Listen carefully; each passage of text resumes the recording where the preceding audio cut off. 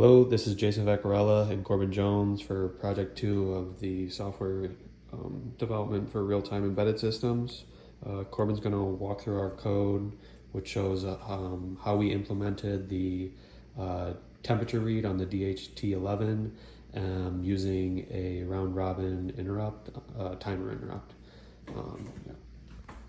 Awesome. So up here at the top, we're going to initialize our variables. We have one for the temperature in Celsius, one for the temperature in Fahrenheit, and then a task and seconds variable, which help us control the round robin with interrupts.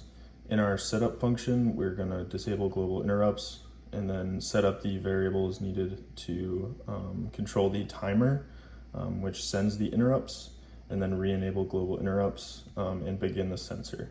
The loop, this is a infinite loop that runs, that checks, and if the task variable is set, which by default is false, so this code won't run unless it manually gets set, which is only done after an interrupt has happened.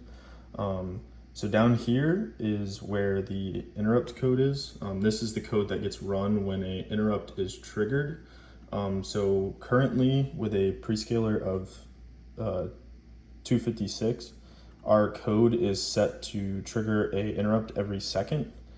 So the seconds variable gets incremented each second, and then at 10 seconds, we set the task flag to be true and reset the seconds variable. When the task variable is set, all of this code will run. If it can't get a reading, it'll let us know that it failed to get a reading from the DHT sensor.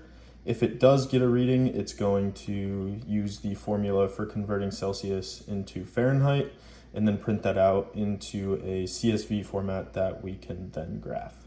So we're going to verify this code. We'll upload it to our Arduino and then go ahead and look at the serial monitor.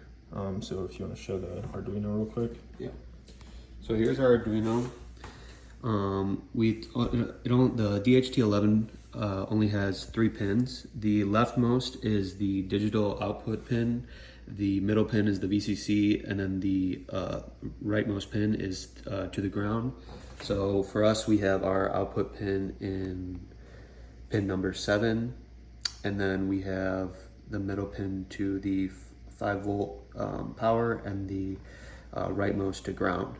And that will be outputted here onto the serial terminal, and it will output the time on and the temperature on the right side. So that 76.46 is the temperature in Fahrenheit.